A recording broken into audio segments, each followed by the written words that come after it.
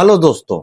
चलिए आज हम लोग जानते हैं कि ई ग्राम स्वराज पोर्टल पर अपने ग्राम पंचायत में कितना पैसा आया और कितना पैसा व्यय हुआ।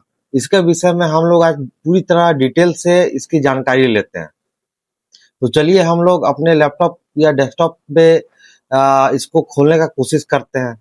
डेस्कटॉप का सर्चिंग साइट पर ई ग्राम स्वराज सर्चिंग साइट पर सर्च करने के बाद आप लोग को इसका डैशबोर्ड देखने को मिलेगा।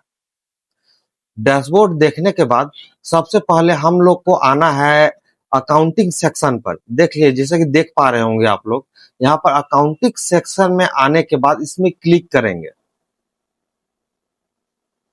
क्लिक करने के बाद हम लोग आएंगे यहाँ पर नीचे से तीसरा वाला नंबर पर, PFMS integration report. PFMS integration report आने के बाद हम लोग यहाँ पर जाएंगे स्कीम वाइज अनस्पेंट बैलेंस पर। जैसे ये डैशबोर्ड पे खुलेगा उसी के बाद हम लोग आएंगे सबसे पहले फाइनेंशियल ईयर। जैसा कि हम लोग देख पा रहे होंगे कि यहाँ पर 2015 से लेके 2027 तक, मतलब 2015, 16, 16, 17, 17, 18, 18, 19, 20, 21, 21, 22, वैसे ही 26, 27 तक ये साइट खुलता है। तो चलिए हम लोग देखना चाह रहे हैं कि हमारे वित्तीय 26-27 में कितना पैसा का आय हुआ और कितना पैसा अभी तक मेरा खर्च हुआ है। तो उसके लिए हम लोग सबसे पहले जाएंगे 26-27 पर। उसके बाद इंडिविजुअल स्टेट पर जाएंगे।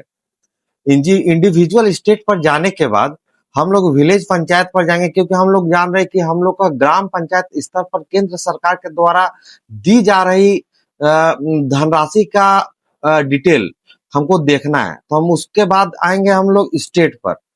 स्टेट पर आने के बाद हम लोग झारखंड का चयन करेंगे। झारखंड का चयन करने के बाद हम लोग फिर 15वां, अभी हम लोग को जैसे जानकारी है आप लोगों को कि यह 15वां वित्त आयोग चल रहा है, तो इसके लिए 15वां वित्त आयोग में हम लोग सिलेक्ट करेंगे। 15वां वित्त आयोग सिलेक्ट करने के बाद हम लोग इंडिविजुअल कंपोनेंट पे जाएंगे। इंडिविजुअल कंपोनेंट मतलब होता है कि हम लोग को वैसा राशि देखना है, या तो वो टाइड का हो या तो फिर वो अनटाइड का हो। तो चलिए हम लोग आगे देखते हैं। देखिए टाइड अनटाइड आ गया, तो हम लोग चलिए अनटाइड का पहले बैलेंस देखते हैं। अनटाइड में गए, अनटाइड में जाने के बाद हम लोग रुपीस में इसको सिलेक्ट करेंगे। रुपीस में सिलेक्ट करने के बाद हम लोग यहाँ पर सबसे पहले कैप्चा डालेंगे, जैसे 11MM4W। इसको डालने के बाद व्यू रिपोर्ट में क्लिक करेंगे। यहाँ पर देख रहे हो कि झारखंड का हम लोगों ने चयन किया था, तो झारखंड का सारा 2400 जिला यहाँ पर खुल के आ गया। तो मान लीजिए हमको देखना है रामगढ़ जिला का, तो रामगढ़ जिला में क्लिक करेंगे। रामगढ़ जिला में चितरपुर ब्लॉक का देखना है, तो चितरपुर ब्लॉक का क्लिक करेंगे। अब हम यहाँ पर देख पा रहे होंगे चितरपुर ब्लॉक में बड़की पोना में, जिसका एलजीडी कोड है आपका 113696। इसका ओपनिंग बैलेंस है आपका 3,03,50 रुपया।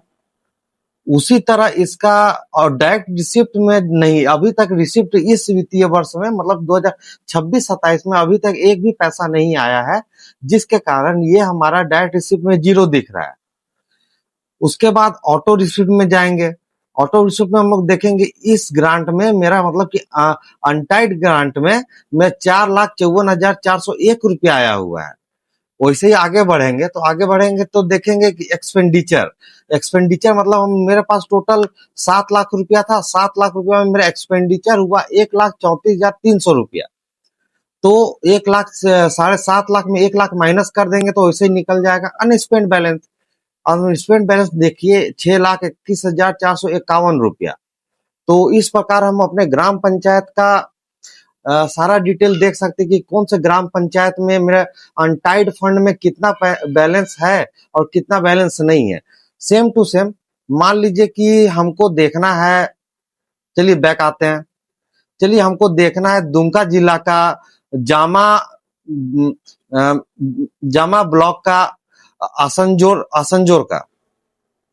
तो सेम जिसका एलजीडी कोड है 112068, इसका ओपनिंग बैलेंस था 10,98,169 रुपया। डायरेक्ट कितना आया? डायरेक्ट 0 आया। डायरेक्ट जीरो आने के बाद हम लोग का ऑटो रिसिप्ट कितना हुआ? ऑटो रिसिप्ट मेरा 4,41,402 हुआ। इसमें हम लोगों ने वित्तीय वर्ष में अभी तक मतलब कि मार्च से अप्रैल से लेके अभी तक कितना खर्चा कर दिया? तो वो आपका 2,34,874 है। और कितना बैलेंस बचा हुआ है? 13,04,697 रुपया। तब दोस्तों यह जानकारी आप लोगों को कैसी लगी बिल्कुल बताएं। अगर चैनल अच्छा लग रहा हो और वीडियो अच्छा ज्ञानवर्धक लग रहा हो तो बिल्कुल लाइक सब्सक्राइब कमेंट करें करके हम लोग को सपोर्ट करें। चलिए धन्यवाद।